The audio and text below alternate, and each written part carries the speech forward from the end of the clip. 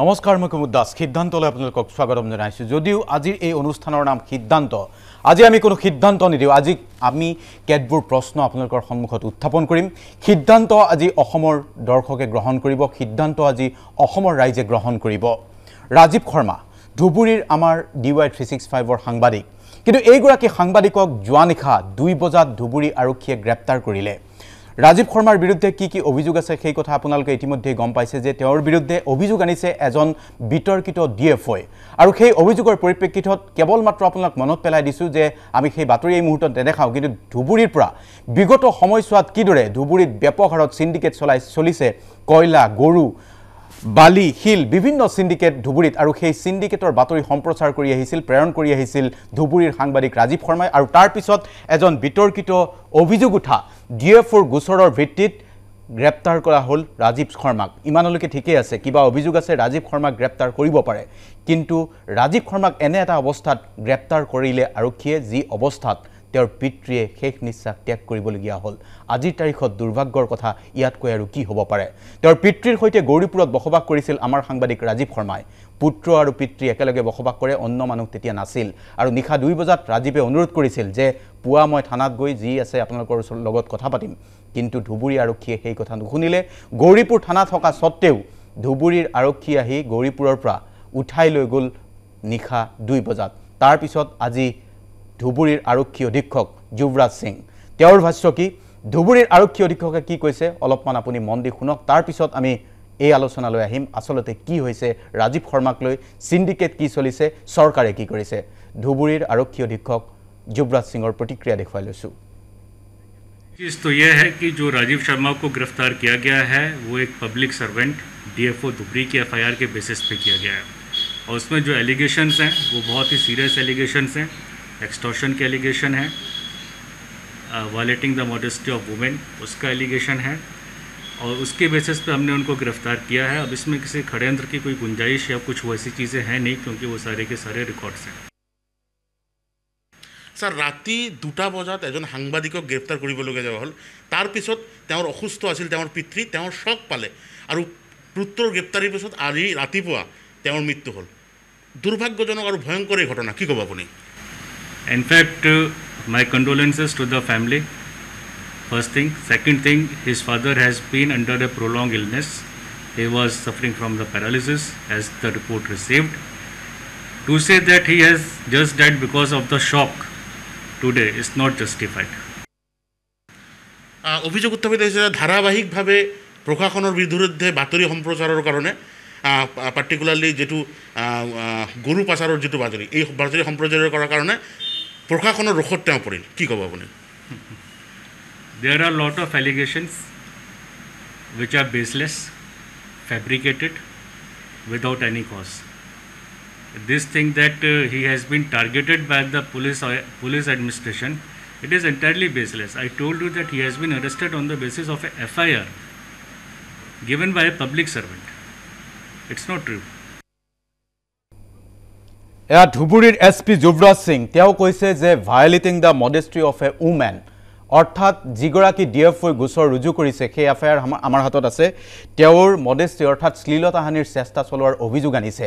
যিগৰাকী DFOৰ বাতৰি সম্প্ৰচাৰ হৈছিল DY 365ত 4 দিন পূৰ্বে মই দৰ্শকসকলকে এটা প্ৰশ্ন কৰিছো আপোনাৰ সন্মুখত আপোনাৰ পত্নী বা আপোনাৰ পৰিয়ালৰ কোনোবা এজনৰ যদি কোনোৱে শ্লীলতাহানিৰ চেষ্টা চলায় তাৰ পিছত আপুনি 4 দিন বা এসপ্তাহ অপেক্ষা কৰিব নেকি আৰক্ষী থানাত গোচৰ দিবলৈ 4 দিন পূৰ্বে নিউজটো DY 365ত বাজি যোৱাৰ পিছত তেওঁ গম পালে যে তেওঁৰ পত্নীৰ শ্লীলতাহানিৰ চেষ্টা চলাইছিল ৰাজীৱ শৰ্মাই এয়া কোন দেশৰ কথা আৰু তাকো এজন SPৰ মুখত IPS বিষয়াৰ মুখত এই কথা ওলাইছে SPয়ে কৈছে যে ইতিমধ্যে যি ঘটনা হল এই ঘটনাৰ ক্ষেত্ৰত নিখা মাজনিখা উঠাই অনা কথাটোৰ ক্ষেত্ৰত তেওঁৰ পিতৃৰ সৈতে কোনো সম্পৰ্ক নাই পিতৃ দীৰ্ঘদিন ধৰি অসুস্থ হৈ আছিল কিন্তু অসুস্থ মানুহ এজনক অকলে এৰি থৈ এইখন অসমৰ আৰক্ষীয়ে কেনেকৈ এজন পুত্ৰক থানালৈ লৈ আনিব পাৰে ৰাজীৱ শৰ্মা কোনো এলাপেচা লোক নহয় ৰাজীৱ শৰ্মা কোনো অপৰাধী নহয় ৰাজীৱ শৰ্মা ধুবুৰী প্ৰেছ ক্লাবৰ সম্পাদক কেৱল মাত্ৰ DY 365ৰ সাংবাদিক নহয় Rajiv Sharma lions club of ধুবুৰীৰ তেওঁ এজন বিষয়ববীয়া আৰু সেইজন ব্যক্তিৰ সৈতে আজিৰ দিনটোত ৰাজীৱ শৰ্মা এটা সাক্ষাৎকাৰ লোৱাৰ কথা আছিল SP যুৱৰাজ সিংৰ সেই যুৱৰাজ সিংৰ সাক্ষাৎকাৰ লোৱাৰ কথা আছিল আজিৰ দিনটোত আৰু কালি নিশা 2 বজাত এছপিৰ নিৰ্দেশতেই হওক বা ধুবুৰীৰ শীৰ্ষ আৰক্ষী বিষয়াৰ নিৰ্দেশতেই হওক গৌৰীপুৰত থকা ৰাজীৱ শৰ্মাৰ ঘৰলৈ গৈ পিতৃক অকলশৰে এৰি থৈ এই আৰক্ষীয়ে গ্ৰেপ্তাৰ কৰি আনিলে এই গৃহ বিভাগ কেনেকৈ চলিছে গৃহ বিভাগৰ দায়িত্বত কোন আছে সেই প্ৰশ্ন কৰিম যদি এই কথা সত্য বুলি গম পোৱা নাই তেনেহলে আৰু কেইটামান ভাষ্য দেখুৱাইছো ৰাজীৱ শৰ্মাৰ গৌৰীপুৰৰ বাসগৃহত পিতৃ মৃত অৱস্থাত কেনেকৈ পোৱা হৈছিল সেই ছবি সেই কেইটামান ভাষ্য আপোনালোকক দেখুৱাইছো আসলতে এয়া আমি আজিৰ তাৰিখত ক'বলৈ বেয়া পাইছো যে আমাৰ সহকৰ্মী এজনৰ পিতৃ মৃত্যুমুখত পৰিছে কিন্তু অনিচ্ছা সত্ত্বেও আৰক্ষী আৰু সিন্ডিকেট চক্ৰৰ যি তৎপৰতা তাৰ পিছত কিন্তু আমি এই ছবি দেখুৱাবলৈ বাধ্য হৈছো কি কৈছিল লোককেইজনে এই 2টামান বজাত আহি লৈ গ'ল তাৰপিছত আমি ৰাতিপুৱা 10:30 মান আহিলে ঘৰৰ বাইদে আহি পিনে মাতি আছে ভিন্ন বুলি আহি চাই দৰ্জা খোলা এই দেউতাকে এনেকৈ ঢুকাই মানে মৰা অৱস্থাত মৃত অৱস্থাত পাইছে দেখা পাওঁ দৰ্জা খুলি চাওঁ দেউতা মৰিছে আমি নজনাকৈ লৈ গ'ল আমি কোনো গম নাপাওঁ আৰু এনেকুৱা এজন ব্যক্তি আছে এওঁতক একো ক'ব নোৱাৰে অসুস্থ তেওঁ হয়তো তেতিয়া পুলিচ চাই সিহঁতে হাৰ্ট এটাক কৰিছে তেতিয়া আমিতো তেওঁ সেইটো ক'ম ৰাজীৱক লৈ গৈছে পুলিচ চাইছে হাৰ্ট এটাক কৰি আছে ৰাতি কোনো চাব লগা নাই আৰু আমি এতিয়ালৈকে গম নাপালোঁ যে ৰাজীৱক লৈ গৈছে তাৰ দেউতা ঢুকোৱাৰ পিছতহে আমি গম পালোঁ যে ৰাজীৱক ৰাতি এনেকৈ উঠাই লৈ গৈছে অভিযোগ কি আছে সেই কথা আপোনালোকে গম পাইছে যে 10,000 টকা লোৱা বুলি অভিযোগ কৰিছে আৰু তেওঁৰ পত্নীৰ বিৰুদ্ধে ডিএফঅ'জনৰ পত্নীৰ বিৰুদ্ধে শ্লীলতা হানিৰ অভিযোগ ৰাজীৱ শৰ্মাৰ বিৰুদ্ধে উত্থাপন কৰা হৈছিল সেই প্ৰশ্নটো মই উত্তৰটো আপোনালোকে দিব যে এগৰাকী পত্নীৰ শ্লীলতা হানিৰ চেষ্টা চলোৱাৰ পিছত কোনোবা পুৰুষে 4-5 দিন এসপ্তাহ পৰ্যন্ত অপেক্ষা কৰি বাতৰিটো বাজি যোৱাৰ 4 দিন পিছলৈ অপেক্ষা কৰি যদি পইচাই লৈছিল ৰাজীৱ শৰ্মাই তেনেহলে এই বাতৰিটো DY365ত সম্প্ৰচাৰিত হ'ল কেনেকৈ সেই সামান্যতম কথা আৰক্ষীয়ে IPS বিষয়া বা যিসকল আৰক্ষীৰ বৰমুৰি আছে ধুবুৰী আৰক্ষীৰ তেওঁলোকে ভাবি নাচালে আসলতে এই গোটেই বিষয়টোত কোনো ষড়যন্ত্ৰ আছে নে নাই সিদ্ধান্ত আপোনালোকে লওক আৰু ষ্টুডিঅ'ত স্বাগতম জনাইছো মই দুগৰাকীকৈ অতিথি APWৰ অধ্যক্ষ অভিজিত শৰ্মা আৰু কমল কুমাৰ মেধি স্বাগতম জনাইছো আপোনালোক দুইজনকে আৰু পোনপটীয়া সম্প্ৰচাৰত আমাৰ লগত উপস্থিত আছে জ্যেষ্ঠ সাংবাদিক হাইদৰ হুছেইন ডাঙৰীয়া মই আজিৰ তাৰিখত ৰাজীৱ শৰ্মাৰ পিতৃ সুজিত শৰ্মাৰ যি মৃত্যু তাৰ বাবে কাক জগৰীয়া কৰিম তাৰ বাবে জগৰীয়া হ'ব কেৱল মাত্ৰ এজন ব্যক্তি নহয় তাৰ বাবে জগৰীয়া হ'ব পাৰে ৰাজ্যৰ মুখ্যমন্ত্ৰীও আজিৰ তাৰিখত আপোনালোকক মনত পেলাই দিছো মুখ্যমন্ত্ৰী সৰ্বানন্দ সোণোৱালে বাৰে বাৰে কয় দুৰ্নীতিৰ বিৰুদ্ধে শূন্য সহনশীলতা আমাৰ সাংবাদিকসকল উৎসাহিত হৈছিল যে প্ৰতিটো সিন্ডিকেটৰ বাতৰি আমি বিয়পাই দিম ৰাজ্য চৰকাৰে ব্যৱস্থা ল'ব দুৰ্নীতিৰ বিৰুদ্ধে শূন্য সহনশীল এইখন চৰকাৰ মুখ্যমন্ত্ৰীয়ে প্ৰবোধ দিছে আৰু তাৰ পিছত ধুবুৰীৰ পৰা ৰাজীৱ শৰ্মাই বাৰে বাৰে বাতৰি দিছিল সিন্ডিকেটৰ আজিৰ তাৰিখত হয়তো সৰ্বানন্দ সোণোৱালক প্ৰশ্ন কৰিবলৈ মন যায় দুৰ্নীতিৰ বিৰুদ্ধে শূন্য সহনশীলতা নহয় দুৰ্নীতিৰ বিৰুদ্ধে মাত মাতিলেই শূন্য সহনশীল হৈ উঠে নেকি সৰ্বানন্দ সোণোৱালৰ আৰক্ষী বিভাগ অভিজিত শৰ্মা কি ক'ব আপুনি এই ঘটনাৰ পিছত এজন ব্যক্তিৰ মৃত্যু ঘটিছে সেই মৃত্যুৰ ঘটনাটোক লৈ মই ক'ব খোজা নাই আমাৰ এগৰাকী সহকৰ্মীৰ পিতৃ কিন্তু আৰক্ষীয়ে যি ভূমিকা ল'লে চৰকাৰখনে যি ভূমিকা লৈ আহিছে তাৰ পিছত জনতাৰ কথা কোৱাৰ বাক স্বাধীনতা হেৰাই গ'ল শৰ্মাৰ পিতৃক দুখিত মৃত্যুৰ বাবে দুখিত সেইটো দুখ লাগিছে চবেই আমি হেৰি কৰিছোঁ কিন্তু মৃত্যুৰ লগত আমি মৃত্যুৰ ক্ষেত্ৰত আমি কথা ক'ব নালাগে আচলতে কাৰো একো কথা ক'ব নালাগে কিন্তু জিৰ' টলাৰেঞ্চ অন কৰাপশ্যন যিটো কথা আমি চৰকাৰখন গঠন হোৱাৰ পৰা আমি শুনি আছোঁ আমি যদি অলপ আগলৈ যাওঁ কংগ্ৰেছ চৰকাৰৰ দুটা ডাঙৰ কেলেংকাৰীৰ নাম লৈ এইখন চৰকাৰ আহিছিলে এটা হ'ল কৃষি বিভাগ এগ্ৰিকালচাৰ আৰু জনসংযোগ এই দুটা কেলেংকাৰীৰ কথা কৈ ইলেকশ্যনৰ আগত কথা কৈ ভোট ভিক্ষা কৰিছিলে আৰু ভোটো দিছিলে আৰু চৰকাৰ হৈছিলে তাৰ পিছত মুখ্যমন্ত্ৰী ডাঙৰীয়াই যিখিনি কথা ক'লে এগৰাকী মহিলাৰ কেছৰ কাৰণে ৰাকেশ পালক এৰেষ্ট কৰিছে যদিও কিন্তু ক্ৰেডিটটো চৰকাৰক দিছে চৰকাৰে ল'ব বিচাৰিছে বা ৰাইজে দিছেও চৰকাৰক দিছে ক্ৰেডিটটো কিন্তু তাৰ পিছৰ পৰা আমি যিটো দেখিলোঁ আমি নিজে বাৰে বাৰে কেলেংকাৰী কথা কৈ আছোঁ ৰিচেণ্ট লেটেষ্ট কেলেংকাৰী যদি গৰম হৈ থকা কেলেংকাৰী যদি আমি কওঁ তেতিয়াহ'লে ক'ভিডৰ যিখিনি কেলেংকাৰী এখন চিঠি দিলোঁ মুখ্যমন্ত্ৰী ডাঙৰীয়াক সকলো তথ্য দিলোঁ তাৰ পিছতে কোনো একো ব্যৱস্থা নল'লে ডাঙৰ কথাটো হ'ল এতিয়া দল সংগঠনৰ নেতা বা সৰু সৰু পুথি খলিখনা চৰকাৰৰ চাকৰি চৰকাৰৰ ক্ষেত্ৰত কৈ আছোঁ পিয়ন কেৰাণী দুৰ্নীতিৰ ক্ষেত্ৰত এৰেষ্ট কৰে হয় আৰু বাকী সাংবাদিকখিনিক এতিয়া বৰ্তমান নতুনকৈ এটা টাৰ্গেট কৰা হৈছে আমাকো সেইদিনাখন যেতিয়া আমি কোভিড কেলেংকাৰীৰ কথা ক'লোঁ তেতিয়া বহুতে ছ'চিয়েল মিডিয়াত মেছেজ দিছে মোবাইলত মেছেজ দিছে যে বাঘৰ নেঙুৰেদি কাণ খোজাই লৈছা সাৱধান থাকিবা তোমালোককো এৰেষ্ট কৰিব পাৰে তোমালোকক দিগদাৰ দিব পাৰে ৰাতি উঠাই নিব পাৰে এনেকুৱা ধৰণৰ বহুত কথা আমাক শুভাকাংক্ষীয়ে কৈ আছে আৰু দেখি আহিছোঁ আমি বৰ্তমান জেলত যিকেইজন আছে যিকেইজন জেলৰ পৰা ওলালে বা আজি যোৱাকালি ৰাজীৱ শৰ্মা বা বহুত জেগাত বহুত ঘটনা তেনেকুৱা ঘটি আছে আজি কেলেংকাৰীৰ কথা কোৱাৰ কাৰণে মৃতদেহ উদ্ধাৰ কৰা হৈছে তেনেকুৱা কথা যে এনেকৈ যদি চলি থাকে আমি লক্ষণবিলাক ভাল দেখা নাই আৰু মুখ্যমন্ত্ৰী ডাঙৰীয়াৰ যিটো ইমেজ এটা ভাল যিটো ইমেজ সেই ইমেজটো আস্তে আস্তে নোহোৱা হৈ যাবলৈ ধৰিছে তো সময় থাকোঁতে সকলো ঠিক হ'লে ভাল হয় ঠিক আছে পিছত কম আৰু ক'ব লগা বহুত কথা আছে অভিজিত শৰ্মা আজি বহুত কথা শুনিবলগীয়া আছে আজি মই নকওঁ আপোনালোকে ক'ব এই কথাটো যে মই কমল মেধি আপোনাক সুধিব খুজিছোঁ আজিৰ তাৰিখত SP-য়ে যেতিয়া এটা যুৱৰাজ সিং তেখেতে কৈছে যে অপাৰেশ্যনেল ইছ্যুৰ কাৰণে নিশা 2 বজাত গ্ৰেপ্তাৰ কৰিবলগীয়া হ'ল ৰাজীৱ শৰ্মাক কি এনেকুৱা অপাৰেশ্যনেল ইছ্যু আছিল তাত ৰাজীৱ শৰ্মাক মই প্ৰফাইলটো কৈছোঁ তেওঁৰ কি অপাৰেশ্যন ইছ্যু আছিল তেওঁ উগ্ৰপন্থী সংগঠনৰ সদস্য তেওঁ ৰাতি নধৰিলে তেওঁ পলাই যাব তেওঁৰ পিতৃ অসুখ তাৰপিছত এনেকুৱা ধৰণৰ ভাষ্য এজন IPS বিষয়াই ক'ব পাৰিছে এইখন অসমত তাকো সৰ্বানন্দ সোণোৱালৰ নেতৃত্বাধীন চৰকাৰখনৰ মুখ্যমন্ত্ৰীৰ দায়িত্বত আছে গৃহ বিভাগ আৰু এই ক্ষেত্ৰত এটা কথা নিশ্চিত যে গৃহ বিভাগত কি হৈছে মুখ্যমন্ত্ৰীয়ে গম নাপায় নেকি আজিৰ তাৰিখত সেই সন্দেহে সেই প্ৰশ্নই বহু মানুহৰ মনত দোলা দিব আপুনি কি ক'ব যে এইগৰাকী যুৱৰাজ সিং যিগৰাকী ধুবুৰীৰ SP তেখেতে ৰাজীৱ শৰ্মা প্ৰথমতে কৈ লৈছোঁ ৰাজীৱ মোৰ ভাল বন্ধু আমি সাংগঠনিক কামত ধুবুৰী গৌৰীপুৰ গ'লে আমাক বিভিন্ন সময়ত ৰাজীৱে সংগ দিছিলে ৰাজীৱৰ পিতৃৰ বিয়োগত এটা দুৰ্ভাগ্যজনক পৰিস্থিতিত পিতৃ বিয়োগ হৈছে তাৰ কাৰণে সমবেদনা জ্ঞাপন কৰিছোঁ এতিয়া মূল কথালৈ আহিছোঁ যুৱৰাজ সিং নামৰ যিজন ধুবুৰীৰ SP তেওঁ চিৰাঙৰ SP আছিলে তেওঁক এই চিণ্ডিকেট চক্ৰই তেওঁক ধুবুৰীলৈ লৈ গ'ল তেওঁৰ কথাৰ বতৰত আপুনি জানিব যে তেওঁ সম্পূৰ্ণৰূপে চিণ্ডিকেটৰ এগৰাকী পৃষ্ঠপোষক এই যুৱৰাজ সিঙক মই সুধিব বিচাৰোঁ SP যুৱৰাজ সিং আপুনি ৰাজীৱৰ দৰে এজন নিৰীহ সাংবাদিকক আপুনি দলে বলে আপোনাৰ মানুহ পঠিয়াই 2টা বজাত আপুনি উঠাই লৈ আহিলে দেউতাক যাৰ কাৰণে মৃত্যুমুখত পৰিবলগীয়া হ'ল আপুনি যুৱৰাজ সিং এই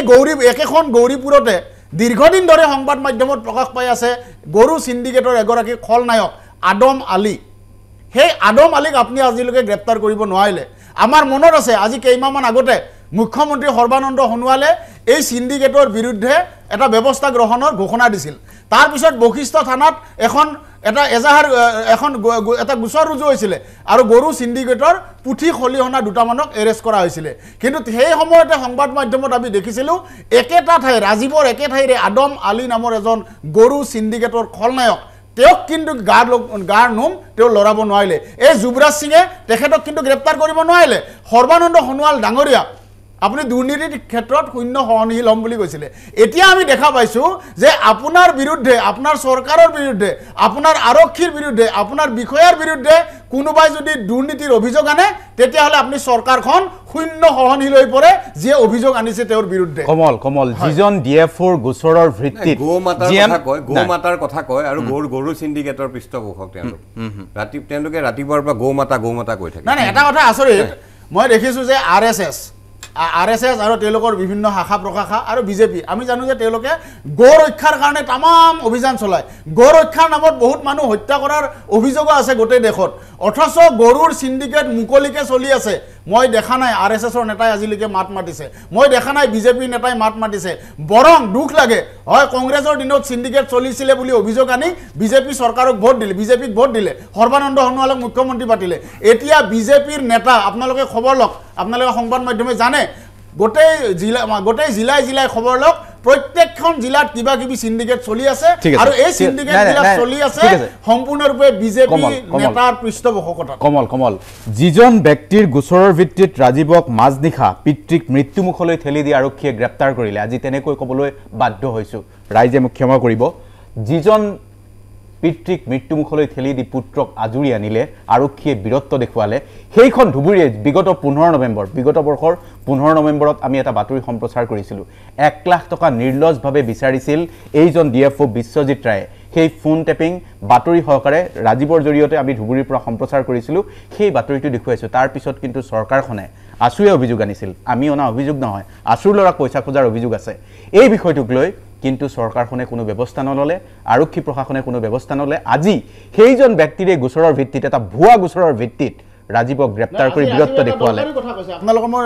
টিভিত দেখিছোঁ ৰাজীৱে কাৰাগাৰ মানে কি কয় চাগে কোৰ্টৰ পৰা সন্মুখত এটা বাইট দিছে তাত কৈছে যে মুখ্যমন্ত্ৰীলৈ আহ্বান জনাইছে কৈছে যে এই বিশ্বজিৎ ৰায় বোলা ডিএফঅ জনৰ বিৰুদ্ধে অভিযোগ মানে কি কয় এইটো সিবিআই তদন্ত কৰক সিআইডি তদন্ত কৰক তাৰ পিছত কেনেকে কি ধৰণৰ সিন্ডিকেট চলি আছে কি ধৰণৰ অনিয়ম চলি আছে মুখ্যমন্ত্ৰীয়ে গম পাব এতিয়া এই আহ্বান আমিও জনাইছো মুখ্যমন্ত্ৰীক সঁচাকে যদি আপুনি দুৰ্নীতিৰ ক্ষেত্ৰত শূন্য সহনীলতাৰ নাটক কৰি থকা নাই তেনেহলে বিশ্বজিৎ ৰায়ৰ বিৰুদ্ধে আপুনি গোচৰ তৰিবলৈ দিয়ক ডিপাৰ্টমেণ্টৰ পৰা গোচৰ তৰিবলৈ দিয়ক প্ৰশাসনৰ পৰা গোচৰ তৰিবলৈ দিয়ক আৰু তাৰ পিছত তেওঁৰ বিৰুদ্ধে গোচৰ তৰাৰ পিছত যদি তেওঁৰ বিৰুদ্ধে এটাও দুৰ্নীতিৰ অভিযোগ প্ৰমাণ নহয় তেতিয়া কম যে ৰাজীৱে মিছা আছিল আপোনালোকে সঁচা ঠিক আছে অলপমান দেখুৱাই দিছো কি 1 লাখ টকা খোজা সেই কথাটো ডিএফঅ বিশ্বজিৎ ৰায়ৰ বিৰুদ্ধে যি অভিযোগ আছিল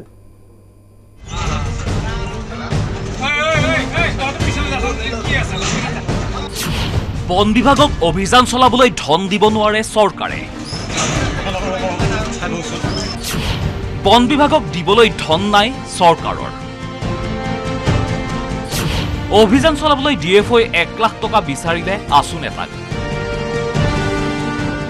দক্ষিণ শালমৰাৰ এজন আছু নেতা আৰু ধুবুৰীৰ ডিএফঅ বিশ্বজিৎ ৰায়ৰ এক টেলিফোনিক বাৰ্তালাপ বৰ্তমান ভাইৰেল হৈ পৰিছে ছ'চিয়েল মিডিয়াত টেলিফোনিক বাৰ্তালাপটোত ডিএফঅ বিশ্বজিৎ ৰায়ে দক্ষিণ শালমৰাৰ আছুৰ আঞ্চলিক সভাপতি লাকিবুল হুছেইনক কাঠফলা অবৈধ মিলৰ বিৰুদ্ধে অভিযান চলাবলৈ বিচাৰিলে 1 লাখ টকা প্ৰথমে শুনক আছু নেতাৰে ডিএফঅ বিশ্বজিৎ ৰায়ে কি কথা পাতিছিল স্যাৰ মই দক্ষিণৰ পৰা কৈ আছো আছু আঞ্চলিক সভাপতি কালি অফিসত থাকিব নেকি আপুনি আহিব নেকি কালি তো বললো এই যে মেইল বিলাক যে আপোনালোকে লৈ গলে না বাকি তো মেইল চলি আছে স্যার তুমি উঠাই দিও আপনাকে তোমার সাহসটা বহুত বেশি তো এখানে উঠাই দিয়া আমি কেনেকে উঠাই দিম স্যার আমি আর কি হও কি নয় রাইজে নয় সব আরে আমার এটা অপারেশন খরচ কিমান কোনো কিছু খরচ গভর্নমেন্টের টাকা নাই আপনি বাকি যিমান আছে সকলে লৈ যাওক আমি সহায় কৰিম যিমান আছে আমি সহায় কৰিম ইয়াত তুমি 1 লাখ টাকা অ্যাডভান্স দিয়ে দেবা 1 লাখ টাকা তুমি 1 লাখ টাকা অ্যাডভান্স দিয়ে দেবা 1 লাখ টাকা তুমি 1 লাখ টাকা অ্যাডভান্স দিয়ে দেবা 1 লাখ টাকা ইস্টামর খবর আছে না 1 লাখ টকা এডভান্স বিচাৰিছিল আছুৰ পৰা আৰু সেইজন নেতাৰ বিৰুদ্ধে কিন্তু সেইজন ডিএফঅৰ বিৰুদ্ধে কিন্তু কোনো ব্যৱস্থা নললে মই হাইদৰ হুছেইন নাগৰীয়াৰ ওচৰলৈ গৈছোঁ হাইদৰ হুছেইন নাগৰীয়া স্বাগতম জনাইছোঁ আজিৰ তাৰিখত সাংবাদিকতাৰ বা সাংবাদিকৰ মুখ বন্ধ কৰিবলৈ এনেকুৱা ধৰণৰ আইনী ব্যৱস্থাৰ সহায় লোৱা হৈছে আৰু যিসকলৰ বিৰুদ্ধে অভিযোগ আছে সেইসকলেই ভুৱা গোচৰ দি সাংবাদিকৰ মুখ বন্ধ কৰিছে আৰু তাতকৈ আটাইতকৈ দুখজনক কথাটো এয়াই যে সাংবাদিকক আৰক্ষীয়ে চুচুৰাই নিয়াৰ পিছত তেওঁৰ পিতৃ মৃত্যুমুখত পৰিছে আসলতে এনেকুৱা অনুষ্ঠান কৰিবলগীয়া হ'ব বুলি ভবা নাছিলোঁ এইখন সোণোৱাল চৰকাৰৰ দিনত যিগৰাকী মুখ্যমন্ত্ৰী সোণোৱালে বাৰম্বাৰ কৈ আহিছিল দুৰ্নীতিৰ বিৰুদ্ধে শূন্য সহনশীলতা আজি কিন্তু দুৰ্নীতিৰ বিৰুদ্ধে মাত মাতিলেই শূন্য সহনশীল হৈ উঠে সোণোৱাল চৰকাৰ তেনে এক ধাৰণা মানুহৰ মনত হ'বলৈ লৈছে হাইদৰ হুছেইন ডাঙৰীয়া কি ক'ব ৰাজীৱ শৰ্মাৰ গ্ৰেপ্তাৰ তেওঁৰ পিতৃৰ মৃত্যু আৰু চৰকাৰৰ স্থিতি সন্দৰ্ভত ৰাজীৱ শৰ্মাই নহয় আজি সমগ্ৰ অসমতে আনকি দেশৰ ভিতৰতে এই চৰকাৰৰ বিৰুদ্ধে এই চৰকাৰৰ পোহনীয়া যিবোৰ আমোলা বিষয়া সেইসকলৰ বিৰুদ্ধে মাত মাতিলে অকল ৰাজীৱ শৰ্মাই নহয় অন্যান্য যিবোৰ সাংবাদিক বা যিবোৰ ৰাজহুৱা কৰ্মী আছে তেওঁলোকো বিপদৰ সন্মুখীন হ'ব আজি ধুবুৰীত যিটো ঘটনা ঘটিল আচলতে ৰাজধানী দিছপুৰ ধুবুৰীত আজি বুলি নহয় যোৱা 3টামান দশকৰ ভিতৰত ধুবুৰীত দুৰ্নীতি একেবাৰে শীৰ্ষতম পৰ্যায় পাইছে বিশেষকৈ গৰু বেপাৰ এটা গৰু বেপাৰৰ লগত আপোনাৰ কাঠৰ বেপাৰৰ লগ লাগিছে আপুনি মন কৰিলে দেখিব যে বৈতামাৰীৰ পৰা ধুবুৰী জিলা আৰম্ভ হৈছে বৈতামাৰীৰ পৰা দুয়োফালৰ ৰাস্তাৰে একেবাৰে গোলকগঞ্জ হৈ বাংলাদেশৰ সীমান্তলৈকে যিবোৰ জংগল আছিল হাবি আছিল গোটেইবোৰ কাটি খাস্তাং কৰা হৈছে সমগ্ৰ অসমতে বন বিভাগটো আচলতে বন সংৰক্ষণ আৰু বন ৰোপণৰ কাৰণে নহয়, বন ধ্বংসৰ কাৰণেহে। সেইকাৰণে ফৰেষ্টৰ বিপক্ষে যেতিয়া কিবা কথা ওলায় তেতিয়া ৰাইজে, সাধাৰণ ৰাইজে, যিবিলাক স্বাৰ্থমুক্ত ৰাইজ, সচেতন ৰাইজ, তেওঁলোকে সাধাৰণতে ফৰেষ্টৰ বিপক্ষে মাত মাতে। আজি ৰাজীৱ শৰ্মাৰ ক্ষেত্ৰত যিটো হ'ল যে আপুনি ক'লে যে মাজনিশা তেওঁক বিচনাৰ পৰা উঠাই আনিছে, তেওঁৰ বিপক্ষে এজাহাৰ দিছে DFOই। আৰক্ষী অধীক্ষকগৰাক কৈছে এটা লজ্জাৰ কথা যে এতিয়া তেখেত IPS বিষয়া, যে তেখেতসকলৰ আজি হাত ভৰি বন্ধা আৰু ধুবুৰীখন আচলতে টকাৰ খনি। 2002ৰ পৰা 2012লৈকে ধুবুৰীত আপোনাৰ গৰুৰ ব্যৱসায়টো প্ৰতিষ্ঠা হৈছে। ডিচেম্বৰত অকণমান বাঢ়ে, এইবাৰ মাৰ্চ আৰু এপ্ৰিলত গৰুৰ ব্যৱসায়টো অলপ হ্ৰাস পাইছিল, কিন্তু সাম্প্ৰতিক সময়ত এতিয়া শেহতীয়াভাৱে গোটেই ধুবুৰীৰ ওচৰৰ ব্ৰহ্মপুত্ৰখন সাগৰ সদৃশ হৈ পৰাৰ পিছত দিনৌ হেজাৰ হেজাৰ গৰু বাংলাদেশলৈ গৈ আছে। আৰু আচলতে এই যে আপোনালোকে ক'লে যে SP গৰাকীৰ কথা আৰু যে কোনোবা আলিৰ কথা ক'লে, তাৰ স্থানীয় মানুহ আচলতে তেওঁলোক খলনায়ক বুলি কৈছে ঠিকেই। গৰুৰ আচল বেপাৰীবোৰ আচলতে হাৰিয়ানা, উত্তৰ প্ৰদেশ, বিহাৰ এইবোৰ অঞ্চলৰ, আৰু তেওঁলোকৰ বহুত আচলতে বিজেপিৰ লগত সংযুক্ত বা বিজেপিৰ নেতাও তাত জড়িত আছে। উত্তৰ প্ৰদেশৰ বিধায়কো আপোনাৰ এই গৰুৰ ব্যৱসায়ৰ লগত ডাইৰেক্টলি জড়িত বুলি অভিযোগ উত্থাপিত হৈ আহিছে। সেইকাৰণে এই যে আলি আপুনি ক'লে খলনায়ক বুলি আমাৰ হেৰিয়ে ক'লে, মেধিয়ে ক'লে, সেইবোৰক এৰেষ্ট কৰিব এইকাৰণে নোৱাৰে যে এওঁলোক এটা ইমান ডাঙৰ চক্ৰ, এই চক্ৰটো একেবাৰে দিল্লীৰ পৰা দিছপুৰলৈকে সাঙুৰ খাই আছে। আপুনি 15-20 বছৰ আগলৈ গ'লে দেখিব যে ধুবুৰীত আচলতে সৌভাগ্যৰ খনি। আমাৰ জাতিটোৰ এনেকুৱা দুৰ্ভাগ্যজনক অৱস্থা, যেতিয়া শ্ৰীৰামপুৰ গেটত সন্ত্ৰাসবাদৰ উৎপাত চলে, যেতিয়া BLT, NDFB, আলফাৰ সৈতে তাত সাধাৰণ মানুহ যাব নোৱাৰে, আমাৰ বিষয়াবিলাক তালৈ যাব খোজে। আচলতে যেতিয়াই এটা অস্বাভাৱিক এটা কথা কওক, আপুনি যিখিনি কথা কৈছে, আপুনি জানে, আজি কমল মেধিয়ে জানে, অভিজিৎ শৰ্মাই জানে, অসমৰ ৰাইজে জানে, চৰকাৰে নাজানে, কিন্তু এইখিনি সময়ত যিটো ঘটনা ৰাজীৱ শৰ্মাৰ লগত হ'ল, পিতৃবিয়োগ ঘটিল, চৰকাৰখনৰ এটা দায়িত্ব আছেনে নাই? আজি মুখ্যমন্ত্ৰী সৰ্বানন্দ সোণোৱাল গৃহ বিভাগৰ দায়িত্বত আছে, তেওঁৰ এটা বক্তব্য দিয়াৰ প্ৰয়োজন আছেনে নাই আজিৰ তাৰিখত? নাই, আছে। চৰকাৰখনৰ শেহতীয়া যিবোৰ কাম কাজ, এইবোৰ গণবিৰোধী কাম কাজ বেছিভাগ, কিন্তু সাধাৰণ মানুহে, এজন সাংবাদিকে দায়িত্ব সম্পাদন কৰাৰ ক্ষেত্ৰত যদি আপোনাৰ এই ধৰণৰ অন্তৰায় সৃষ্টি হয়, মাজনিশা যদি তেওঁক, আৰু কেতিয়া এই চৰকাৰখনৰ এই আমোলা বিষয়াবিলাকে তেওঁলোকক সমালোচনা কৰা যিসকল লোক, চৰকাৰৰ বিৰুদ্ধে যিসকলে বা বাতৰি পৰিৱেশন কৰিছে, সেইসকলক আক্ৰমণৰ লক্ষ্য কৰি লৈছে এই লকডাউনৰ সময়ত, যেতিয়া গোটেই ৰাজ্যখন স্তব্ধ হৈ আছে। সেই সময়তে তেখেত আজি যদি স্বাভাৱিক অৱস্থা থাকিলহেঁতেন, আজি ৰাজীৱ শৰ্মাক গ্ৰেপ্তাৰ কৰাৰ পিছত, ৰাজীৱৰ পিতৃৰ আপোনাৰ আকস্মিক মৃত্যুৰ পিছত আজি ধুবুৰী, গৌৰীপুৰ বা সমগ্ৰ ধুবুৰী জিলাতে ৰাজআলিলৈ আপোনাৰ হেজাৰ হেজাৰ মানুহ ওলালহেঁতেন। কিন্তু এতিয়া অতি দুৰ্ভাগ্যজনকভাৱে এতিয়া গোটেই কথাটো হৈছে যে লকডাউনৰ সময়, এই ইয়াৰে সুযোগ গ্ৰহণ কৰি আপোনাৰ এইটো কৰিছে। ছাগলীয়া গেটত নিশা 10 বজাৰ পিছত 144 জাৰি কৰে। 144টো জাৰি কৰে চৰকাৰে এইকাৰণে যে যিসকল স্মাগলাৰ, যিসকল কলা বেপাৰী, যিসকল চিণ্ডিকেটৰ অধিকাৰী, তেওঁলোকে আপোনাৰ 144 আৰু কাৰফিউৰ মাজেৰে বেপাৰ কৰে। আজি সমগ্ৰ অসমতে কয়লা চিণ্ডিকেট, আজি চুপাৰী চিণ্ডিকেট এইবোৰ চলিছে,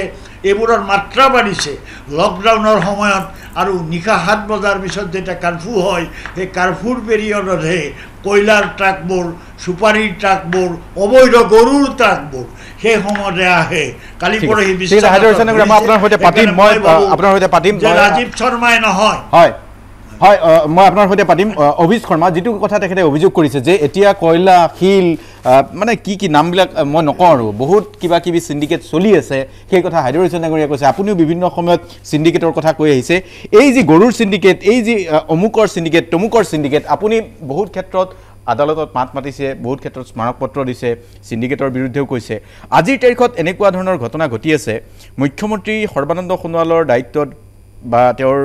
হাতত আছে গৃহ বিভাগ, আজি গৃহ বিভাগটোৰ দক্ষতাক লৈ গৃহ বিভাগটোৰ অস্তিত্বক লৈ ৰাইজৰ মনত প্ৰশ্ন নহবনে আমি এনেকুৱা ধৰণৰ কথা পাতি থাকিলে আজি আমাৰ অসমৰ এটা নিউজ পাব যোৱাকালি এই কথাটো গম পালোঁ মই এজন সাংবাদিক বন্ধুক তথ্যখিনি দিলোঁ পিছত এইটো নিউজ এটা আমাৰ অসমত ওলাইছে চুপাৰী ট্ৰাক এখন হেণ্ডিমেন ড্ৰাইভাৰ মাৰি চুপাৰী ট্ৰাক এখন গাইব কৰি দিলে প্ৰায় 50 লাখ টকাৰ হ'ব 12 লাখ মান টকাত বিক্ৰী কৰা বুলি ওলাইছে এই কেছটো এতিয়া কথাটো হ'ল যে ট্ৰাক এখনে নাইকিয়া হৈ যায় গুৱাহাটী মাজমজিয়াৰ পৰা ট্ৰাক এখন গাইব ড্ৰাইভাৰ হেণ্ডিমেনক মাৰি ট্ৰাক এখন গাইব হৈ যায় আৰক্ষীয়ে গমেই নাপায় এনেকুৱা ঘটনা ঘটিছে এইবিলাক হ'ল এটা সৰু সৰু কথা ওলাই আছে এতিয়া এটা ওলাই আহি আছে কথাবিলাক এতিয়া আমি মুখ্যমন্ত্ৰী ডাঙৰ আমি জনাব পাৰোঁ আমি কথাটো জনাব পাৰোঁ 7টা বজাৰ পৰা লকডাউন 7টা বজাৰ পৰা 7টা বজালৈ 144 হাইড্ৰডা এতিয়া ক'লে 144 চলি আছে কোনো মানুহ বাহিৰত যাব নোৱাৰে ক'ত বা কি চলি আছে হাইৱে দি কোনোটো গম নাপায় সি চুপাৰী চিণ্ডিকেটে হওক কয়লাই হওক গৰুৱে হওক যিয়ে নহওক কিন্তু এতিয়া কথাটো হ'ল যে মুখ্যমন্ত্ৰী ডাঙৰীয়াই গোটেইখিনি কথা জানে আমিতো ইমানলৈ শুনিছোঁ যে তেখেতৰ খুব ঘনিষ্ঠ মানুহ এজনে জড়িত আমি যিমান দূৰ শুনা পাইছোঁ বা আমি ছ'চিয়েল মিডিয়াত পেপাৰে পত্ৰই আমি যিখিনি পঢ়িব পাইছোঁ আজি কিছুদিন আগতে অসমৰ বাতৰি আগশাৰীৰ এখন বাতৰি কাকতে নিউজ বনাইছে এইটোৰ ওপৰত চিণ্ডিকেটৰ কথা নিয়মীয়া বাৰ্তাত নে ক'ত মই পঢ়িব পালোঁ 3 একেলগে চিণ্ডিকেটৰ কথা নিউজ বনাইছে একেলগে কোমা মুনা লোৱা RSSৰ নেতাৰ পৰা আৰম্ভ কৰি তাৰ পিছতো যদি মুখ্যমন্ত্ৰী একো ব্যৱস্থা নলয়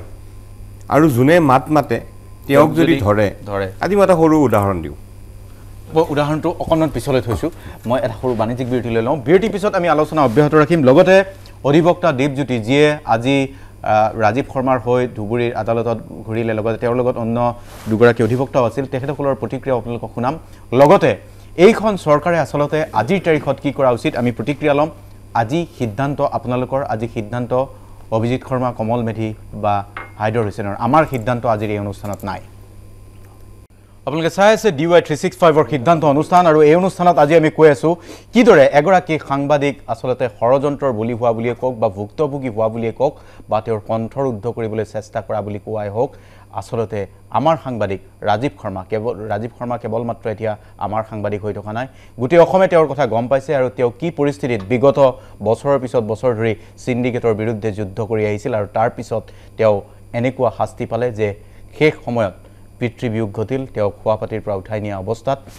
আৰু এই ঘটনাৰ পিছত আজিৰ চৰকাৰখনে কি স্পষ্টীকৰণ দিব চৰকাৰখনে কি তদন্ত দিব সেই প্ৰশ্ন উত্থাপন কৰিছে আমি ধুবুৰীত কি পৰিৱেশ পৰিস্থিতি হৈছিল অধিবক্তাই কি ভাষ্য দিছে অলপমান শুনাই লৈছোঁ আপোনালোকক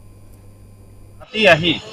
তেওঁলোকে তেওঁক নজনাকৈ হঠাৎ আহি উইদাউট এৰেষ্ট ৱাৰেণ্টত আহি তেওঁক উঠাই লৈ আহি সোমাই দিলে তেওঁৰ ইভেন ঘৰতো ইণ্টিমেশ্যন দিয়া নাই একো জনোৱা নাই তেওঁ পিছত আমি জনাৰ পিছত এই বেইলটো আমাৰ ফাইল কৰা গ'ল আৰু অনাৰেবল আমাৰ CJM কোৰ্টৰ ওপৰত আমাৰ বিশ্বাস আছে আৰু তেওঁলোকে তেওঁক 3 দিনৰ কাৰণে ইণ্টাৰিম বেইল এটা দিছে ছাৰে কৈছে এইখিনি কথা আৰু সেইদিনা আমি বাকী এফচিডিউটৰ কাৰণে প্ৰেয়াৰ কৰিম বাকী যিখিনি দৰকাৰ আছে এইখিনি আমি কৰিম আৰু আমাৰ সাংবাদিকবিলাকক এনেকৈ এডমিনিষ্ট্ৰেশ্যনে এনেকৈ তেওঁলোকৰ পাৱাৰ মিছ ইউটিলাইজ কৰি তেওঁলোকে এনেকৈ হাৰাশাস্তি দিয়াটো বহুত ডাঙৰ কথা কি অপৰাধত এক্সট্ৰেকশ্যন কেছত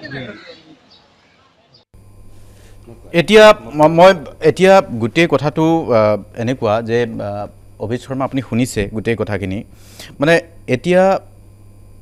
এই ঘটনাৰ পিছত আৰক্ষীৰ ভূমিকাটোক লৈ আপুনি কি ক'ব ইয়াতে অকল ৰাজীৱেই নহয় আজি যদি আপুনি চাই ডিব্ৰুগড়ৰ সৌৰভজ্যোতি দাসৰ হত্যাকাণ্ড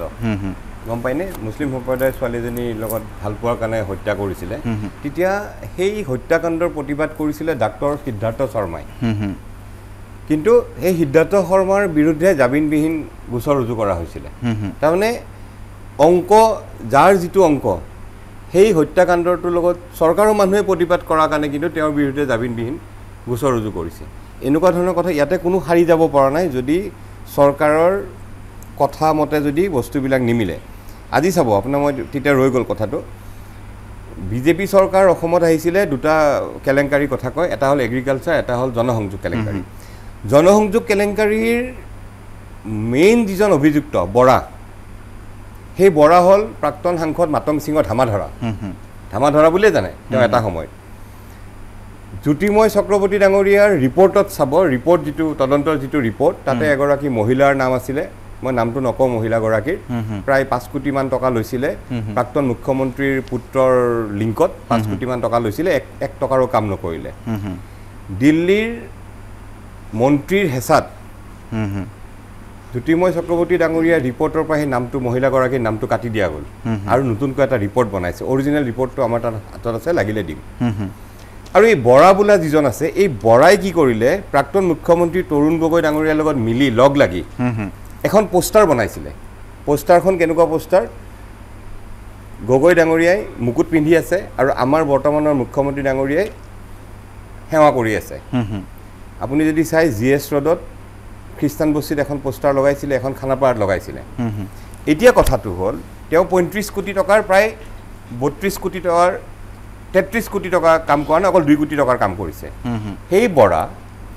বৰা যিজন বৰাই প্ৰাক্তন মুখ্যমন্ত্ৰীৰ লগত লগ লাগি বৰ্তমানৰ মুখ্যমন্ত্ৰীক বদনাম কৰিবলৈ পোষ্টাৰ লগালে 35 কোটি টকাৰ 2 কোটি টকাৰ কাম কৰিলে 33 কোটি টকা বাহিৰে খাই দিলে অভিযুক্ত সুপ্ৰিম কোৰ্টত বেল ল'ব লগা হ'ল তেওঁ ফাৰ্মখন ব্লেকলিষ্টেড হ'ল আজি সেই বৰাই কিন্তু উঠি ৰজা বহি ৰজা এইখন চৰকাৰৰ দিনত ঠিক আছে আজি কোভিডত সবতকৈ ডাঙৰ কন্ট্ৰাক্টৰটো হ'ল বৰাই এতিয়া কথাটো হ'ল এই মুখ্যমন্ত্ৰী যিজনক বদনাম আনিব বিচাৰিলে সেই মুখ্যমন্ত্ৰীজন মুখ্যমন্ত্ৰী হৈ থাকোঁতে ব্লেকলিষ্টেড কোম্পানীয়ে কেনেকৈ কাম কৰিব পালে এইটো এটা সিন্ডিকেট হয়নে নহয় এই প্ৰশ্নবিলাক হ'ল কোভিডৰ সিন্ডিকেট ঠিক আছে এটা গুৰুত্বপূৰ্ণ খবৰ এই মুহূৰ্তত আহিছে যে আমি এই অনুষ্ঠান কৰি থকাৰ মাজতে এটা নিৰ্দেশনা আহিছে আৰু সেই নিৰ্দেশনাটো হ'ল যে বঙাই যিটো ধুবুৰীৰ ৰাজীৱ শৰ্মাৰ গোচৰ ৰাজীৱ শৰ্মাৰ বিৰুদ্ধে যিটো গোচৰ দিয়া হৈছে এই মুহূৰ্তত ব্ৰেকিং নিউজ বুলি আপোনালোকে ক'ব পাৰে যে এই গোচৰটো ডিএছপি হেডকোৱাৰ্টাৰ বঙাইগাঁৱৰ ফালৰ পৰা বঙাইগাঁৱলৈ ট্ৰেন্সফাৰ কৰা হৈছে ধুবুৰীৰ যিগৰাকী ইনভেষ্টিগেটিং অফিচাৰ বা আইঅ তেওঁৰ পৰা এই গোচৰটো বঙাইগাঁৱৰ ডিএছপি হেডকোৱাৰ্টাৰলৈ বা হেডকোৱাৰ্টাৰ ডিএছপিলৈ স্থানান্তৰ কৰা হৈছে আৰু এই মুহূৰ্তৰ এইটো এটা ব্ৰেকিং নিউজ অৰ্থাৎ আৰক্ষীয়েও হয়তো কোনোবা এটা ক্ষেত্ৰত যাতে পক্ষপাতমূলক আচৰণ নহয় আৰক্ষীৰ ভূমিকাৰ ক্ষেত্ৰতো আৰক্ষীয়ে সঁচাকৈ এনে যদি ব্যৱস্থা লৈছে তেনেহ'লে আৰক্ষী নিঃসন্দেহে ধন্যবাদৰ পাত্ৰ কিন্তু এইখিনি সময়ত সবাতোকৈ গুৰুত্বপূৰ্ণ প্ৰশ্নটো হ'ল যে গৃহ বিভাগে কি কৰিব গৃহ বিভাগে যি আইনী মিছইউজ বা আইনৰ অপব্যৱহাৰ হোৱাৰ যিটো অভিযোগ এজন ডিএফঅ'য়ে এজন পাব্লিক ছাৰ্ভেণ্ট আখ্যা দিছে পাব্লিক ছাৰ্ভেণ্ট বাৰু তেওঁ হয় SP যুৱৰাজ সিঙে কৈছে কিন্তু কাগজেৰে লিখি দিলেই অমুক চোৰ তেনেকুৱা ধৰণৰ অমুকে মোক মাৰিব খুজিলে অমুকে মোৰ পত্নীক শ্লীলতাহানিৰ চেষ্টা চলালে তাৰ পিছত আৰক্ষীয়ে মাজনিশা গৈ উগ্ৰপন্থীৰ দৰে এজন সাংবাদিকক উঠাই আনিলে যিজন সাংবাদিক ধুবুৰী প্ৰেছ ক্লাবৰ সম্পাদক যিজন সাংবাদিক লায়ন্স ক্লাব অফ ধুবুৰীৰ বিষয়ববীয়া সেইজন ব্যক্তিক ৰাতিপুৱা কিয় থানালৈ মাতিব নোৱাৰিলে সৰ্বানন্দ সোণোৱাল ডাঙৰীয়া গৃহ বিভাগৰ মন্ত্ৰী মুখ্যমন্ত্ৰী আজি সৰ্বানন্দ সোণোৱাল ডাঙৰীয়াই সেই আৰক্ষীৰ বিৰুদ্ধে এটা তদন্ত দিয়াৰ সাহস গোটাবনে অন্তত সমবেদনাৰ খাতিৰত হ'লেও ৰাজীৱ শৰ্মাৰ পিতৃৰ যি বিয়োগ ঘটিল তাৰ পিছত মুখ্যমন্ত্ৰীয়ে আজি তাৎক্ষণিকভাৱে এটা প্ৰতিক্ৰিয়া দিব পাৰিলেহেঁতেন মুখ্যমন্ত্ৰীয়ে বা গৃহমন্ত্ৰীয়ে এই কথাৰ একো ভুকে নাপায় নেকি গৃহ বিভাগত কি চলিছে এছপিয়ে কি কৰিছে এনেকুৱা নহয় যে সকলো এছপিয়ে বেয়া দুই এজন এছপিৰ কৰ্মকাণ্ডই যে গৃহ বিভাগৰ ব্যৰ্থতা বা গৃহ বিভাগ নিষ্ক্ৰিয় এনেকুৱা এটা ধাৰণা ৰাইজৰ মাজত দিব খুজিছে কমল মেধি তেনেকুৱা এটা ধাৰণা আজি কেইখনমান জিলাৰ ক্ষেত্ৰত কেইখনমান জিলাৰ আৰক্ষী অধীক্ষকৰ যি ভূমিকা গুৰু গোসাঁই নমনা যি চৰিত্ৰ মই আকৌ কৈছোঁ সকলো আৰক্ষীয়ে বেয়া নহয় আৰক্ষীত ভাল মানুহ বহুত আছে সেইকাৰণে এই ধৰণে চলি আছে কিন্তু দুই এজন আৰক্ষী অধীক্ষকে গৃহ বিভাগটো যে এটা টকা ঘটা খনি যিটো কথা আজি হাইদৰ হুছেইন ডাঙৰীয়া কৈছে তেনেকুৱা এটা প্ৰমাণ কৰিবলৈ গৈ আছে নেকি নাই সম্পূৰ্ণৰূপে যোৱা মানে যোৱা সময়ছোৱাত সিন্ডিকেটক লৈ ইমান বাতৰি ওলাইছে মাজে মাজে মুখ্যমন্ত্ৰীয়ে প্ৰথমতে ক'লে যে আমাৰ সিন্ডিকেট চলা নাই তাৰ পিছত আকৌ সিন্ডিকেটৰ বিৰুদ্ধে আকৌ তদন্ত ঘোষণা কৰিলে আকৌ হিলাদিত্য দেৱৰ দৰে বিধায়কে কৈয়ে দিলে যে কোনো মনা লোৱা বিজেপি নেতাই সিন্ডিকেট কৰিছে তেওঁলোকৰ মাজৰ পৰাই সিন্ডিকেটৰ বিভিন্ন ধৰণৰ অভিযোগ তেওঁলোকৰ মাজৰ পৰাই উত্থাপিত হৈছে গতিকে সিন্ডিকেট চলি আছে মুখ্যমন্ত্ৰীৰ ভাষাত যদি আমি ক'বলৈ যাওঁ বৰাক ব্ৰহ্মপুত্ৰ পাহাৰ ভৈয়াম এতিয়া সকলোতে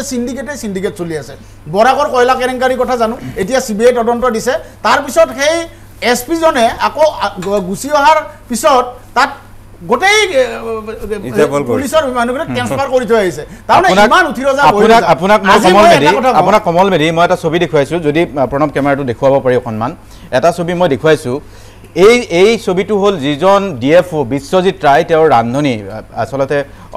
অসামৰিক পোছাকত পৰিধান কৰা তেওঁ এইজন ৰান্ধনী কালেক্টৰ বুলি আপুনি এটা সময়ত আছিল KMMSৰ সদস্যসকলে গুৰুতৰ অভিযোগ আনিছে আৰু এইজন ৰান্ধনী হেনো তেওঁৰ কালেক্টৰ এই ধৰণৰ অভিযোগ আছে এই ধৰণৰ অভিযোগৰ ক্ষেত্ৰত কিন্তু SP যুৱৰাজ সিঙৰ ধুবুৰী আৰক্ষীৰ কোনো তৎপৰতা নাই যেতিয়া আছু নেতাক 1 লাখ টকা দাবী কৰে তাৰ পিছত কিন্তু কোনো তদন্তৰ ব্যৱস্থা নহয় কিন্তু আদম আলীৰ কথা আপুনি কৈছে আদমৰ দৰে বহু কেইজন আছে তেওঁলোকৰ বিৰুদ্ধে কিন্তু ব্যৱস্থা নলয় কিন্তু 15 জুলাইত অৰ্থাৎ কালি গোচৰ দিয়াৰ পিছ মুহূৰ্তৰ পিছতেই ধুবুৰী আৰক্ষীৰ বীৰত্ব মাজনিশা 2 বজাত আমাৰ এজন সাংবাদিকক উঠাই আনিব পৰা বীৰত্ব দেখুৱাব পৰা ধুবুৰী আৰক্ষী তাৰ পিছত আপুনি ক'বনে গৃহ বিভাগ এই ক্ষেত্ৰত নিষ্ক্ৰিয় নাই সম্পূৰ্ণ নাই গৃহমন্ত্ৰী মানে আমাৰ মুখ্যমন্ত্ৰী সৰ্বানন্দ সোণোৱাল গতিকে সৰ্বানন্দ সোণোৱাল মুখ্যমন্ত্ৰীৰ কাৰ্যালয়ৰ পৰাই সিন্ডিকেট চলে এই বাতৰি বাৰে বাৰে সম্প্ৰচাৰিত হৈছে মুখ্যমন্ত্ৰীৰ হৈ বাৱে থকা মানুহে সিন্ডিকেট কৰে এই কথাটো বাৰে বাৰে প্ৰকাশ হৈছে তাৰ পিছতো সেই হৈ বাৱে থকা মানুহবিলাক একেদৰে আছে তাৰ পৰা এটু কথা জল পটপট হৈছে যে মুখ্যমন্ত্ৰী সৰ্বানন্দ সোণোৱাল ডাঙৰীয়া সম্পূৰ্ণৰূপে এই সিন্ডিকেট চক্ৰৰ লগত জড়িত হৈ আছে যদি জড়িত হৈ নাথাকিলে হেতেন সিন্ডিকেটক লৈ তেখেতে কঠোৰ এটা ব্যৱস্থা ললেহেঁতেন কুমুদ দাস ডাঙৰীয়া আজি আপুনি খবৰ লওক আজিৰ দিনটোত গোসাইগাঁৱত এখন অৰুণাচলৰ এখন ট্ৰাক আজি ধৰা পৰিছে এতিয়া আপুনি কওকচোন অৰুণাচলী হুৰা ট্ৰাকখন ক'ৰ পৰা আহিলে অৰুণাচলৰ পৰা কিমানখন জিলা পাৰ হ'লে আপোনাৰ গোসাইগাঁও পায় কোকৰাঝাৰ জিলা পাৰ হৈ গোসাইগাঁও পায় তাৰ মানে ইমান কেইখন জিলা পাৰ হৈ আহিল কত বাধা নাপালে তেওঁলোকে আৰু লকডাউন চলি আছে চাব দেই লকডাউন চলি আছে আমি ঘৰৰ ভিতৰত সোমাই আছো নদী বান্ধৰ সামগ্ৰী গৈ আছে গেৰুকাম গ'লে আকৌ একেধৰণে অৰুণাচলী হুৰাৰ গাড়ী চলি আছে আকৌ যোৱাকালিৰ দিনটোত বিশ্বনাথত 10খন ট্ৰাক জব্দ হৈছে কিহৰ ট্ৰাক গৰুৰ ট্ৰাক জব্দ হৈছে তাৰমানে আজি আৰু কালিৰ উদাহৰণ মই দিলো আপুনি চাওক সুপাৰী সিন্ডিকেট এই বাবলু বুলি এজন মানুহৰ কথা যে ওলাই থাকে আজিলৈকে বাবলু গ্ৰেপ্তাৰ হলনে মাজতে সংবাদ মাধ্যমত এটোও বাতৰি ওলাইছিল যে বাবলুৰ মানুহে আৰক্ষীৰ ওপৰত আক্ৰমণ কৰিলে অথচ সেই বাবলুৰ বিৰুদ্ধে কিন্তু এজাহাৰ দাখিল কৰিব নোৱাৰিলে কমল অৰুণাচলী হুৰা সেইটো ভূতনাথতে আচল ঘাটিটো আৰু কুমুদ আৰু এটা মই কথা লাষ্ট এটা সংযোজন কৰিছো এই যে মই পাহাৰ ভয়ামত সিন্ডিকেট চলিছে পাহাৰত যে এই কি কয় এটো 2 নম্বৰী তেলৰ এটা সিন্ডিকেট যে চলি আছিল এই যে সিন্ডিকেট চলিছিল বুলি বাতৰি ওলাইছিল আৰে চাহ বুলি কোনবা এজন বিহাৰী মাফিয়াৰ কথা ওলাইছিল যোৱা এমা দৰি চাহক বিচাৰি পোৱা নাই ঠিক আছে মই হাইদৰ হোসেন ডাঙৰীৰ পৰা অলপ প্ৰতিক্ৰিয়া লৈছো যে অভিযোগ এই সমূহ সংবাদ মাধ্যমে সম্প্ৰচাৰ কৰি আছে দুৰ্নীতিৰ বিৰুদ্ধে শূন্য সহনশীলতা এতিয়া ক'ত গ'ল সেই প্ৰশ্নটো হাইদৰ হোসেন ডাঙৰীয়া আপোনাৰো কৰিবলৈ মন গৈছে নেকি যে আজিৰ তাৰিখত গৃহ বিভাগৰ নিষ্ক্ৰিয়তাৰ কথা আহিছে মুখ্যমন্ত্ৰীয়ে এটা সেফ জোনত বহি সকলো দেখিও একো নামাতে তেনেকুৱা ধৰণৰ ধাৰণা মানুহৰ মনত হ'বলৈ গৈ আছে হাইদৰ হোসেন ডাঙৰীয়া এই ধাৰণাটো লাহে লাহে দৃঢ় হৈ গৈ আছে জনপ্ৰিয়তাৰ কথা ভোটৰ কথা এইবোৰ বাদ দিয়ক যিকোনো মানুহকে সোধক বাটে ঘাটে অফিচে কাছাৰীয়ে যে দুৰ্নীতি কমিছে নেকি মই দিছপুৰৰ শীৰ্ষমূলকো কিছুমান বিয়া বাৰু ইত্যাদিবিলাকত লগ পালে কানে কানে সুধিবলৈ কেনেহে আগতকৈ ভাল নাই কৈছে বেছিভাগে বেছি বুলি কয় আচলতে মুখ্যমন্ত্ৰী ডাঙৰীয়াই বা গৃহমন্ত্ৰী ডাঙৰীয়াই ইচ্ছাকৃতভাৱে এইবোৰ কৰিছে নে বাধ্যবাধকতাৰ কাৰণে কৰিছে কাৰণ সাম্প্ৰতিক সময়ৰ ৰাজনীতিটি হ'ল আচলতে দুৰ্নীতি ভ্ৰষ্টাচাৰৰ বুকুচাত উঠি অহা ৰাজনীতি এটা নিৰ্বাচন খেলিবলৈ আপোনাৰ 1 কোটি লাগে আজি মন্ত্ৰীবিলাকৰ কিছুমানৰ ইমান টকা আছে এটা ফৰেষ্টতো ভাল মানুহ আছে বেয়া মানুহ আছে ভাল মানুহৰ সংখ্যা কমি অহাৰ কাৰণে বিভাগটো আজি সমালোচনাৰ সন্মুখীন হৈছে আৰক্ষীত যথেষ্ট ভাল মানুহ আছে কিন্তু বহুত বেয়া মানুহো আছে কাৰণে আজি বিভাগটো সমালোচিত হৈছে এই গোটেইবিলাকৰ গুৰিটো কিন্তু দিছপুৰৰ কাৰোবাৰ নহয় কাৰোবাৰ আশীৰ্বাদত এই দুৰ্নীতি ভ্ৰষ্টাচাৰত লিপ্ত লোকসকল ইমান সাহসী হৈছে এতিয়া ধুবুৰীৰ কথাই চাওক এগৰাকী মানুহক ক'লে যে মোৰ অফিচাৰ এজনে ক'লে যে মোৰ পৰিবাৰৰ স্বাধীনতা ভংগ কৰিব খুজিছিল বা তেখেতে ক'লে যে পইচা খুজিছিল অকল সেইটো কাৰণত মাজনিশা এগৰাকী সাংবাদিক এইটো 4 দিন 5 দিন আগৰে ঘটনা 4 দিন 5 দিন আগতেই হৈছে তাৰ পিছত তেওঁ গম পালে যে তেওঁৰ পত্নী শ্লীলতা হানি হৈছে 5 দিনটো আগৰে যদি কালিৰো হয় তে দিনৰ পোহৰত যাব লাগে তেওঁ যদি ঘৰত নাপায় তেওঁ যদি পলায় তেতিয়া বেলেগ কথা আৰু এইটো এনেকুৱা এটা অপৰাধ নহয় যে মানুহজন আপোনাৰ পলাই যাব তেওঁক দিনৰ পোহৰত গ্ৰেপ্তাৰ কৰিব পাৰিলেহেঁতেন মাজনিশা গ্ৰেপ্তাৰ কৰাৰ দ্বাৰা এইটোই বুজায় যে আচলতে আৰক্ষী ফৰেষ্ট গৰু চোৰ গৰু সিন্ডিকেট এটাইবোৰ একাকাৰ হৈ আছে দুৰ্নীতিৰ জাত এটাই আৰু তাৰ মূল বিষয়টি হ'ল টকা গতিকে দুৰ্নীতিপৰায়ণ যিবোৰ বিষয়া আমোলা তেওঁলোকৰ যোগসূত্ৰ থাকে আৰু সেই যোগসূত্ৰৰ কাৰণে মই ভাবোঁ আৰক্ষীয়ে একপক্ষীয়ভাৱে ক্ৰোধান্বিত হৈ ভৱিষ্যতে তেওঁলোকৰ বিপক্ষেও আপোনাৰ বাতৰি যাতে নকৰে যিহেতু ধুবুৰীত গতিকে ভৱিষ্যতে যাতে নকৰে ভয় দেখুৱাবৰ কাৰণে এই কামটো কৰিছে এইটো অতিমাত্ৰিক হ'ল মই আহিম আপোনাৰ ওচৰলৈ এটা সৰু বাণিজ্যিক বিৰতি ল'ব লাগিব বিৰতিৰ পিছত আমি এই আলোচনা অব্যাহত ৰাখিম আমাৰ সাংবাদিক ৰাজীৱ শৰ্মাৰ গ্ৰেপ্তাৰৰ ৰাত ধৰি এটা নিৰ্দেশনা আহিছে এটা সিদ্ধান্তৰ কথা আপোনালোকক জনাইছোঁ এইখিনি মুহূৰ্তত যে যিটো গোচৰ সাংবাদিক ৰাজীৱ শৰ্মাৰ গোচৰটো ধুবুৰীৰ পৰা স্থানান্তৰ কৰা হৈছে বঙাইগাঁৱলৈ আৰু এই গোচৰটো এতিয়া তদাৰক কৰিব বঙাইগাঁৱৰ সদৰ DSPয়ে গোচৰটো ধুবুৰী আৰক্ষীৰ পৰা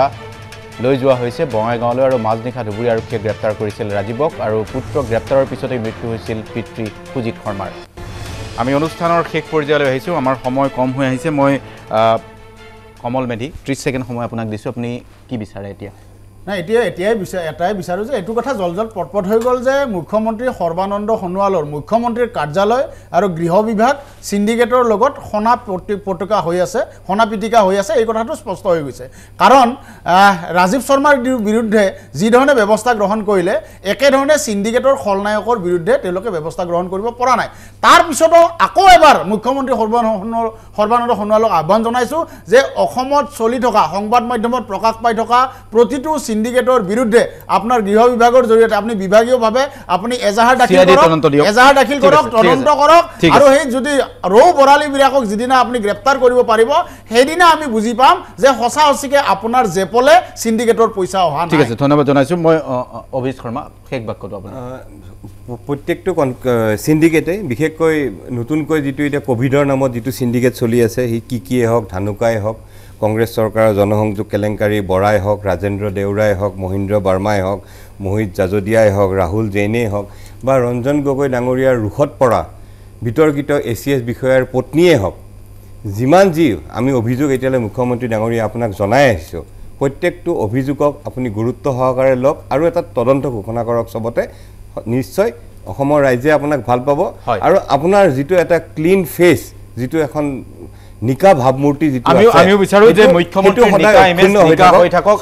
এই কথাত অন্তত প্ৰমাণ দিয়ক যে এটা তদন্ত এটা মুখ্যমন্ত্ৰীয়ে মাত এষাৰ দিয়ক যে এজন সাংবাদিকৰ পিতৃ বিয়োগ ঘটিছে যাৰ ভুল বা যাৰ ষড়যন্ত্ৰৰ বাবেই নহওক এই কথাটোত অন্তত মুখ্যমন্ত্ৰীয়ে তেওঁৰ স্পষ্ট ছবিখন দাঙি ধৰক অসমবাসীৰ সন্মুখত আজি সিদ্ধান্ত নাই সিদ্ধান্ত অসমবাসী ৰাইজে ল'ব সিদ্ধান্তৰ কথা কমল মেধি